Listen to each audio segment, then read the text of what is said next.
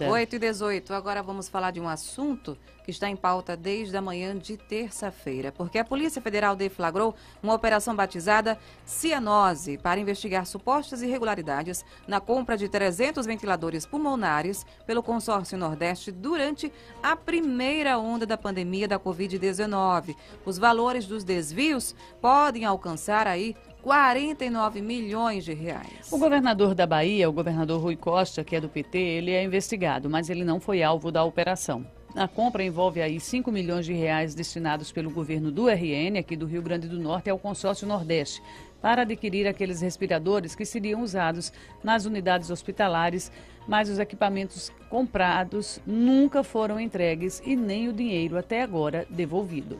E para falar sobre essa operação da Polícia Federal, o Jornal da Manhã conversa agora com o deputado estadual Kelps Lima, líder da oposição na investigação da CPI da Covid na Assembleia Legislativa. Bom dia, deputado. Bom dia a todos os ouvintes da Jovem Pan News. Deputado Kelps Lima, prazer em recebê-lo mais uma vez aqui na Jovem Pan, aqui no nosso Jornal da Manhã. E um dia depois, ontem por essa hora, como a gente costuma dizer, a gente estava dando a notícia da operação. Já tinha gente com a porta ouvindo o barulhinho da Polícia Federal. Né? Pois é, 24 horas depois, passada o anúncio dessa operação, que foi deflagrada por determinação do Superior Tribunal de Justiça. O senhor, como presidente daquela CPI que investigou o caso no Rio Grande do Norte, como é que o senhor acompanhou? Acompanhei como consequência, a primeira consequência de algumas que virão após a CPI da Covid que ocorreu na Assembleia Legislativa. A gente entregou documentação a diversos órgãos de fiscalização, não foi só a Procuradoria-Geral de Justiça, o Superior Tribunal de Justiça. Nós entregamos também a tribunais de contas de todos os estados, a Ministério Público Local, porque foram 12 investigações. Foram 12 processos de compra, a maioria com recursos federais. Então a CPI ela não virou, nem vai virar pizza, ela vai ter muitas consequências ainda no decorrer do tempo. Deputado, ontem, durante o cumprimento dos mandados, o Consórcio Nordeste se manifestou, Bruno Dauster se manifestou, e Bruno Dauster, ex-chefe do Gabinete Civil da Bahia, ele falou dizendo que não entendia o motivo pelo qual ele era alvo disso, mas ele chegou a ser indiciado também pela CPI aqui no Rio Grande do Norte. Queria que o senhor explicasse qual foi a participação, o que a investigação mostrou da participação do Bruno Dauster. Eu acho estranho essa postura do Consórcio Nordeste. O Consórcio Nordeste foi um órgão criado para desviar dinheiro dos estados do Rio Grande do Norte. Né? Mas só lembrar a gente lembrar aqui ao nosso ouvinte que Bruno Dauster, ele não necessariamente era membro do Consórcio Nordeste, né? Mas como você Na citou, teoria, mas né? O Consórcio Nordeste soltou uma nota ontem. Nenhum membro do Consórcio Nordeste teve coragem de falar na CPI. O diretor do Consórcio Nordeste ficou calado. Carlos Gabas. Todos os servidores do Consórcio Nordeste convocados ficaram calados. Detalhe, essas pessoas são remuneradas com salários altíssimos com dinheiro do povo do Rio Grande do Norte. E elas não toparam falar na CPI. Então as notas que o Consórcio Nordeste solta de longe e se acovardou na hora de falar na CPI, são notas covardes e mentirosas. Porque se o Consórcio Nordeste não devesse nada, seus membros teriam falado nos depoimentos da CPI. E todos entraram com habeas corpus na justiça para ficar calado. Esse é o ponto número 1. Credibilidade do Consórcio Nordeste, zero. Não só porque perdeu dinheiro, porque ele não teve coragem de responder as perguntas na CPI, ficaram calados. Bruno Dauster também ficou calado na CPI também. Então, nota de Bruno Dauster de longe, feita pelo advogado dele no computador, é uma coisa. Depô na CPI, ele ficou calado. Sabe por quê? Porque uma das perguntas era o seguinte: consta no depoimento da dona da Repicare, réu confessa do roubo dos 48 milhões. Que foi a empresa que foi contratada para entregar os respiradores. Uma empresa que foi contratada, que funcionava num apartamento, que nunca forneceu material para nenhum hospital de canto nenhum e que era especialista e que tem no contrato social, como objeto, a importação de produtos derivados de maconha. Essa foi a empresa que o Consórcio Nordeste contratou por 50 milhões, pagamento antecipado para salvar vidas com respiradores. Ela confessou o seguinte: na hora de fazer o contrato, Bruno Dauster deu a ela a seguinte recomendação: aumente o preço. E ela disse: mas já está muito caro. E ele falou: mas não é você que vai pagar. Eu estou dizendo que aumenta, que é para aumentar. Isso está no depoimento? Tá. Então, assim, isso foi feito com dinheiro do povo do Rio Grande do Norte. Bruno Dauster podia ter desmentido isso aqui. Podia ter desmentido. Aí ele não vem depor. Ele é demitido pelo governador da Bahia. Ele participa de toda essa falcatrua e depois ele solta uma nota a gente não pode considerar essa nota como algo sério. Ele tem que responder, os bens dele têm que ser penhorados, vendidos, para repor o dinheiro ao Rio Grande do Norte. Deputado, qual o valor que tem uma operação como essa? O governador Rui Costa, que é o governador da Bahia, até deu essa declaração, ele estranhando uma operação que acontece 2 anos após, né? Uma operação de busca e apreensão 2 anos após da contratação dos respiradores. Qual o valor que tem uma operação como essa, passado tanto tempo, né? O que é que deve ser acrescido a tudo isso que já vem sendo investigado? Primeiro que a investigação, ela mudou de esfera. Tem 3 fatores para essa busca e apreensão ser 2 anos depois. Ela saiu do âmbito da Polícia Civil da Bahia, que é controlada pelo governador, e agora está com a Polícia Federal. Então ele não gostou dessa ação, né? Ele preferia que ficasse lá na Bahia. Segundo, tem fatos novos. A CPI do Rio Grande do Norte produziu muito mais documentos do que a investigação na Bahia. Ela produziu depoimentos novos, ela produziu confissões novas. O Kleber Isaac, que a operação também foi em cima do lobista, que foi o único que depois. Aqui, o único. E justamente esse que depois confessou que é amigo íntimo de Rui Costa, governador da Bahia. Ele recebeu 3 milhões de reais de comissão na conta dele. Ao todo, foram 12 milhões de reais de comissão depósito em conta de amigos do governador da Bahia. Então, o governador da Bahia também não gostou disso. Terceiro, o governador da Bahia não deveria estranhar, porque a maior operação judicial e de combate à corrupção da história do país, o Petrolão, que o partido dele foi o principal investigado, fez operações 2 anos depois do início das investigações com Marcelo Odebrecht, só para dar um exemplo. E Marcelo Odebrecht foi pego no celular dele, todo o esquema, 2 anos depois. E fruto dessa operação, 2 anos depois, foi feita a maior delação premiada da história do país, que foi a dos executivos da Odebrecht. Então, quem é do mundo jurídico sabe que o bandido, como não é punido, que é o caso de Rui Costa, que ele tem que ser punido por perder o dinheiro do Rio Grande do Norte, ele relaxa. Ele deixa rastros do crime. Então, tem sim que fazer a busca e apreensão. Eu acho que tem que fazer mais, porque, Virgínia, é estarrecedor a investigação, a documentação. Como eles trataram o dinheiro do povo do Nordeste. A roubalheira. Eles contrataram essa empresa por 48 milhões e eles já sabiam que os respiradores iam ser comprados pela metade do preço.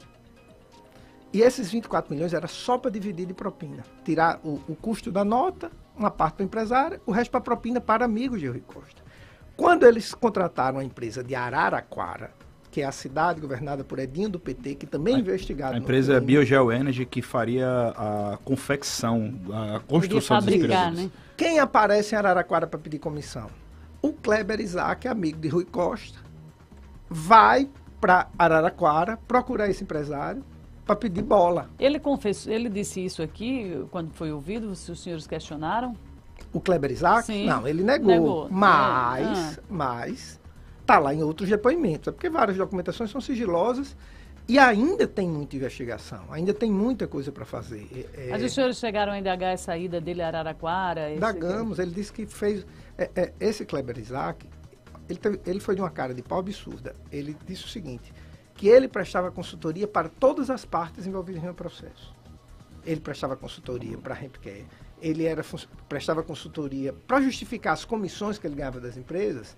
Ele dizia que fazia consultorias e elas pagavam. Que consultoria é essa que a gente não sabe qual foi, não sabe qual é, e você ganha mais de 10%, quase 10% do valor do contrato. O outro ganhou quase 20%. Ao todo foram 12%. 25% do valor do contrato foi pago só de comissões a amigos do governador da Bahia. Jório Dauster, que é irmão de Bruno Dauster, ele também depois aqui, ele também teria participado de alguma forma do esquema recebendo, né? Um sócio de Jório Dauster recebeu também comissão a título de consultoria. Que ele negou ser sócio, ele disse que tinha uma relação de amizade, mas que depois se tornou comercial. Ele terminou confessando que tinha negócios juntos. Ele não era sócio no papel, mas ele confessou que viajava junto justamente fazendo lobby em governos para vender serviços. Deputado, os reflexos dessa operação de ontem aqui para o Rio Grande do Norte, na sua opinião? Tem reflexos jurídicos e tem reflexos políticos. Nós não tivemos nenhum mandado aqui no Estado para ser cumprido. Mas há pessoas indiciadas aqui do Rio Grande do Norte pela CPI, né? Que foi pedido o indiciamento da governadora, Fátima Bezerra, e do secretário de Saúde, Cipriano Maia. Por quê? Porque eles cometeram ato de improbidade. que não é crime no Código Penal, que gera outro tipo de consequência, gera perda de cargo público, você pode perder os bens para indenizar, que é o que eu acho que deve acontecer com a governadora e com o secretário. Em um determinado momento eles vão responder uma ação de probidade e terão que pagar para devolver os 5 milhões que o Rio Grande do Norte perdeu. Então essa é a consequência jurídica que pode ter, mas foi em cima da investigação criminal. E a consequência política. Por que danada a governadora não tira o Rio Grande do Norte do consórcio Nordeste? Por que a governadora não dá uma declaração dizendo que Rui Costa, nem Bruno Daucher, nem Carlos Gaba são nem feios? Eu sei por quê. Porque eles são do mesmo partido dela. E ela prefere proteger o seu partido do que o povo do Rio Grande do Norte. O tempo está passando. Outras ações virão. E a governadora faz cara de paisagem e não toma atitude para defender o povo do seu estado. Isso não é uma questão política, isso não é uma questão partidária.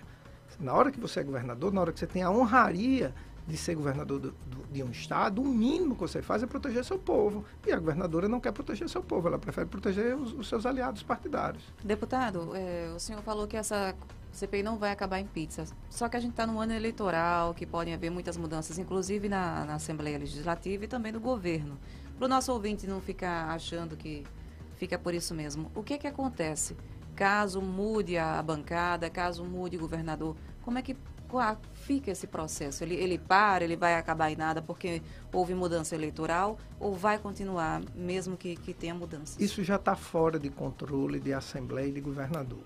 A Assembleia não tem mais controle do que vai ocorrer com as consequências da CPI, porque agora está com os tribunais de contas, da União, dos estados. Ontem a operação também foi da Controladoria Geral da União, não foi só da Polícia Federal. A gente também entregou lá. A Procuradoria-Geral da República, o STJ, eu sei que tem investigações no Tribunal Regional Federal de Recife, eu sei que tem investigações aqui na Procuradoria o senhor acompanha de na perto Justiça Federal. isso? Não acompanho de perto. Eu sou chamado, já fui chamado 3 vezes a Brasília para... Primeira vez que eu estou dizendo isso publicamente. Terça-feira, provavelmente, eu estou em Brasília de novo, chamado lá para dar detalhes e esclarecimentos acerca das investigações aqui. Qual órgão que o convocou? Procuradoria-Geral da República.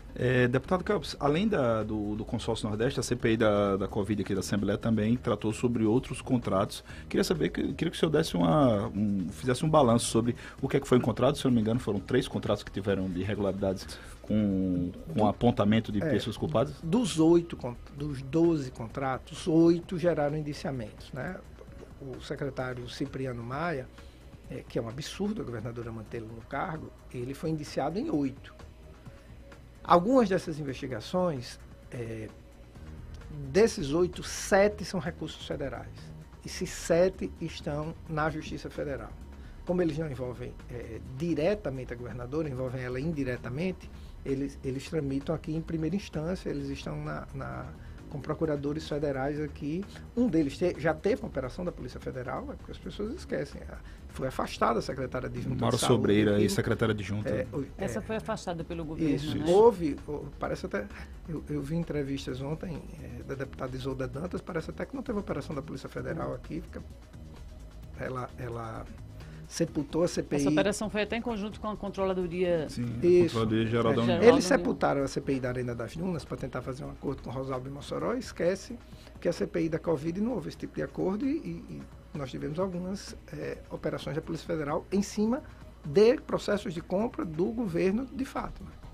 Deputado Kelps Lima, vamos mudar aqui um pouquinho o nosso disco. Vamos virar o disco aqui para a gente falar um pouquinho sobre sucessão. O senhor faz parte do Solidariedade, que é o partido que acabou indicando aí o candidato da oposição para enfrentar a governadora Fátima Bezerra e os outros que irão disputar aí o governo do RN em outubro. O Solidariedade está unido em torno dessa candidatura? Absolutamente, como esteve unido com a de Breno na eleição passada. A bancada do Solidariedade foi a bancada mais coesa de oposição. Nenhum partido fez oposição como nós fizemos nesses 4 anos. No início, eu, Alisson e Cristiane na Assembleia, depois eu, Cristiane e Subtenente Eliabe, Fábio Dantas, Breno Queiroga. A gente fez oposição sempre e nos preparamos para ter candidato a governador. Fomos coroados em unir vários partidos, e isso é muito importante, porque nos dá mais força de comunicação durante as eleições para tentarmos mudar o eixo político e administrativo do Rio Grande do Norte, como mudamos o eixo político e administrativo em Mossoró com Alisson Bezerra. O Solidariedade é muito organizado, e marcha absolutamente unido para a eleição. Aproveitar o gancho que falou de Alisson Bezerra, por que Alisson não foi para o lançamento da candidatura e ele vai ter algum tipo de lançamento em Mossoró? Ele está realmente engajado no projeto do Fábio? Já conversou com ele sobre essa garantia? Tem se falado que Alisson está muito silencioso Virginia, e estão com medo dele não apoiar Fábio. Virginia hoje está pegando só as exclusivas. Vocês três estão só pegando as exclusivas. Domingo nós tivemos 4 horas de reunião, eu, Alisson e Fábio. Alisson, claro que vai votar em Fábio, que vai estar na campanha de Fábio. No dia, Laurence esteve aqui, que é o presidente da Câmara. Alisson não pôde vir, como alguns prefeitos que apoiam Fábio não puderam vir. Por exemplo, a prefeita de Extremóis, Jussara, ela vota... Tão pertinho, não deu para vir. Porque os prefeitos, às vezes, têm demandas e é factível. O evento foi em cima da hora e não puderam vir. Laurence veio, falou, disse que estava falando em nome do prefeito de Mossoró. Fábio está indo hoje para Mossoró. Amanhã passa o dia em Mossoró. Vai ter algum lançamento grande lá com Alisson? A gente montou uma estratégia para Mossoró. Nós não somos afobados. O lançamento de Fábio foi em cima da hora, porque aconteceu uma circunstância política que nós tínhamos que aproveitar. Mas não é o estilo de Solidariedade. Quem está na política sabe, a gente é muito metódico, organizado. Nosso partido, ele otimiza a estrutura, ele conversa internamente. Por isso que a gente se mantém tão unido. Então, Mossoró é uma cidade estratégica e especialíssima nessa eleição. Deputado? E aí a gente tem uma estratégia própria para Mossoró, que está sendo desenhada. Mas, Virginia, você quer que eu diga para os adversários saber? Deputado, eu queria Quem conversa, Virginia, digo nada. Mas qual foi o teor dessa conversa de 4 horas? 4 horas com 4 horas de conversa. Não, aí tem conversa de tudo, né? Do Mossoró Cidade Junina. Não falaram, com certeza não falaram das bandas. Aí a gente foi para Mossoró e conversou. Alisson, Fábio tá indo hoje à noite para Mossoró. E amanhã passa o dia lá dando entrevistas, tem outra conversa com Alisson, e nós montamos uma estratégia especial para Mossoró. Porque qual é a nossa visão? Nós vamos ganhar essa eleição. E eu vou explicar qual é o plano. Às vezes o plano dá errado, mas tem um plano. Nós temos a grande maioria dos prefeitos. Nós temos 70% dos prefeitos do Rio Grande do Norte vão apoiar a Fábio. E nunca os prefeitos estiveram tão bem avaliados. Nunca. Na história do Rio Grande do Norte. Por a quantidade de recursos que eles receberam do governo federal. Você tem Natal. O PT nunca ganhou nenhuma eleição em Natal. Não sei se as pessoas não se dão conta disso. Lula perdeu todas as eleições para presidente em Natal. Para Geraldo Alckmin, para Fernando Henrique, para Zé Serra. Dilma perdeu. Fátima perdeu todas. Haddad perdeu. O PT não ganha eleição. Nós vamos ganhar em Natal. O natalense, com razão, não gosta do PT. Nós temos a maioria das prefeituras do interior. E nós temos um dos maiores líderes populares do estado, que é Alisson, na prefeitura de Mossoró.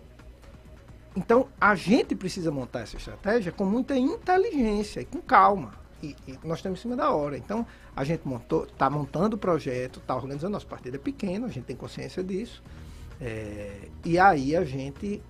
Temos um grande candidato que se comunica bem, que é conhecedor dos problemas do Estado, que é ficha limpa. Então, a gente está muito organizado para vencer essas eleições e mudar o Rio Grande do Norte. Falou, desculpa, Laura, o senhor falou sobre avaliação de prefeitos, falou sobre Natal, mas não falou sobre Álvaro Dias. Como é que está a relação do Solidariedade, se é que tem alguma relação com Álvaro Dias? Porque ele já falou publicamente que não era simpático com a candidatura de Fábio Dantas. Não seria o momento. Não seria o momento. Isso pode mudar?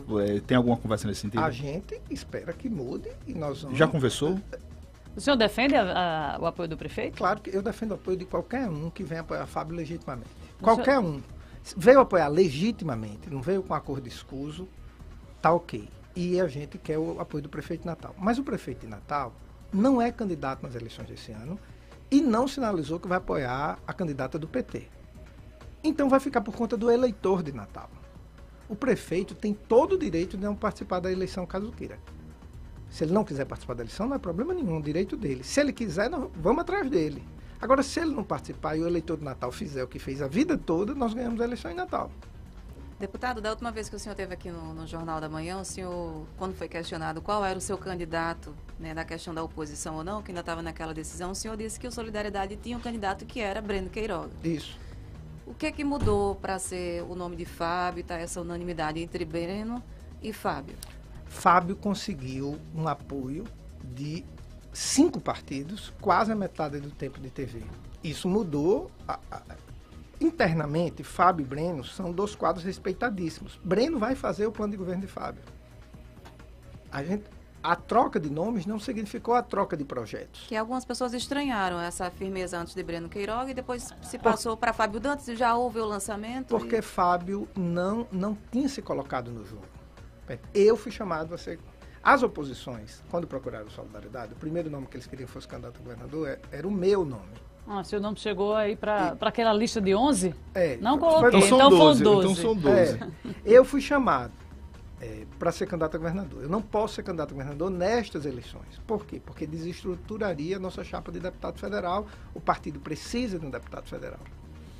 E aí foi colocado o nome de Breno e o nome de Fábio na mesa. Fábio, o pai já foi prefeito, Fábio já foi deputado, ele tem uma relação muito grande com os prefeitos, relação pessoal. Ele era diretor da FEMURNE.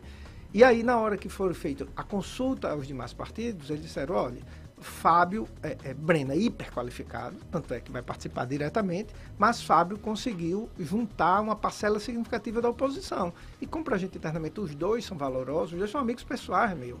Eu estava passando aqui em frente ao Salesiano, eu fui candidato a presidente do Centro Cívico Salesiano em 1987. E o vice era Fábio Dantas. Fábio é meu amigo de colégio. Pegamos muito ônibus aqui da rodoviária velha, depois das aulas de Salesiano. Deputado, para a gente fechar, nesse episódio todo temos aí um outro partido que se mostra que é o maior hoje da Assembleia, o PSDB, e que está literalmente dividido entre duas candidaturas.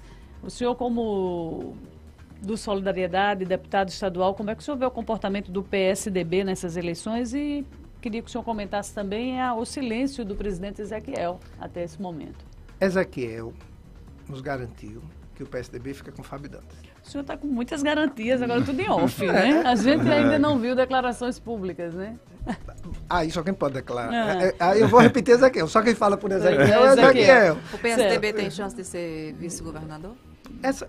A construção de candidatura a vice-governador, ela se dá no decorrer do processo. Às vezes, onde você menos... Com certeza, será de outro partido, não será de Solidariedade. Mas ela se dá na construção do processo. E isso, essa parte, quem está cuidando é Rogério e Fábio, que são os dois candidatos majoritários. Porque a escolha de vice, claro que é uma escolha política, mas também é uma escolha pessoal. Né? Então, eles dois vão participar dessa parte da articulação, eu não participo. E qual o desafio de casar esse voto de Rogério Marinho, que está muito bem articulado no interior, com uma estrutura montada junto aos prefeitos, tem um trabalho a mostrar, com o apoio do presidente Bolsonaro, de casar esse voto com Fábio Dantas? Rogério e Fábio podem e darão uma colaboração gigantesca ao Rio Grande do Norte. Nunca um senador da República trouxe tantos recursos para o Estado como Rogério trouxe agora. Trouxe como ministro. Como ele trouxe agora como ministro. Nunca. Nem quando Fernando Bezerra foi ministro da Integração Nacional, ele trouxe tantos recursos quanto o Rogério. Então, Rogério, no Senado, significa trazer muito mais recursos para o Rio Grande do Norte. Fábio, todo mundo que é do mundo político sabe o quanto o Fábio é competente e inteligente. Isso é uma coisa notória. Não vão acusar Fábio de não ser correto, de não ser inteligente, de não ser competente, porque não tem como acusá-lo. Então, na hora que a gente demonstrar para a população isso, e conversar com o eleitor que não quer votar em Fátima, Virgínia, todas as pesquisas, Fátima tem a desaprovação maior do que a aprovação. Quando você pergunta, você quer que Fátima seja reeleita? Mais de 50% diz que não. E em nenhuma pesquisa ela tem mais de 1/3 do eleitorado. Então, as pessoas querem mudar a governador. Você precisa apresentar um nome, embalar bem ele, ter tempo de TV e um grupo político para dar sustentação a isso. Até agora, essa parte está sendo muito bem feita. Se a gente conseguir se conectar com a população, nós vamos vencer as eleições. Rapidamente, para a Laura não brigar comigo. Olha o arroz. Deputado, com relação à nominata para deputado federal, a gente sabe que vai ser uma eleição muito difícil, porque acabaram coligações. Como é que está a nominata do Tem umas contas aí que já tem umas 15 cadeiras lá pelas pela contas aqui, exatamente. Todo mundo, não, acho que o nosso partido faz 3, só 3, otimista. Eu vou dar um dado. A eleição passada, o terceiro partido mais votado no Rio Grande do Norte para deputado federal foi o Solidariedade. Por que a gente não elegeu um deputado federal? Porque a regra passada não nos favorecia. Os partidos podiam se coligar. Agora, os partidos não podem mais se coligar. Isso favorece a estratégia do Solidariedade, que é sempre montar chapas próprias. Então, a gente se organizou bem, a gente elege muito tranquilamente um deputado federal e tem uma chance muito grande de eleger 2 deputados federais porque a conjuntura das outras chapas, da formação das outras chapas, nos favoreceu.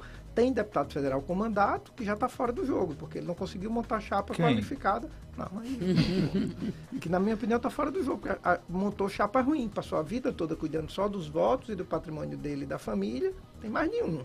E agora, obviamente não conseguiu montar chapa, por quê? Porque passou a vida toda cuidando da família e ninguém mais é bobo, ninguém quis ir para perto e não conseguiu montar chapa. Como Solidariedade não funciona assim, a gente montou chapa, claro, nossa chapa não é a mais forte. A gente acha que a nossa chapa é a terceira ou quarta mais forte do jogo. Mas a gente chega muito bem, a gente está muito feliz com isso e ano que vem, com certeza, o Solidariedade terá representação em Brasília. Só para finalizar, desculpa, hoje eu vou obrigar. Com relação ao PSDB, só voltando aqui, porque Virgínia fez outra pergunta, o Ezequiel garantiu que vai nos apoiar. Vai apoiar o PSDB, vai apoiar o Solidariedade, ou ele, enquanto político, vai apoiar a candidatura de Fábio Dantas? PSDB. PSDB. Há uma garantia do tempo de TV, do tempo de rádio e TV. Exato. Isso é suficiente? Não, todo apoio é bem-vindo. Apoio do Ezequiel, mas o apoio vai ser só esse ou teremos algo mais? A princípio, o que está palavrado é isso. Mas eu sou amigo do Ezequiel, vou encher o saco dele. Dizer, Ezequiel, sai desse imprensado aí dessa governadora e venha para cá e vamos mudar o Rio Grande do Norte. As pesquisas de junho devem sinalizar as vésperas da convenção também, né? Eu não acho que as pesquisas, num primeiro momento, porque há uma maturação, Virgínia. Eu ando muito pelas ruas de Natal, em shopping, supermercado, na rua, em todo canto. O que mais você ouve das pessoas não vai ter um nome para derrotar a governadora, não. Precisamos tirar ela. Essa é a pergunta que eu mais escuto todos os dias. Leva um tempo para as pessoas descobrirem quem é o candidato. Leva um tempo para as pessoas se conectarem com o processo eleitoral. Então, a gente só vai ter, para a sociedade como um todo, o cenário definido. Fátima é candidata, esse é o adversário dele, quando começar o programa de TV. 8h45. Repita. 8h45. O povo gosta aqui. Deputado, muito obrigada, viu, pela sua presença, pelos esclarecimentos. Qualquer novidade, estamos à sua disposição. Eu que agradeço. Uma boa semana de trabalho para todos. Boa semana, deputado. Muito obrigada.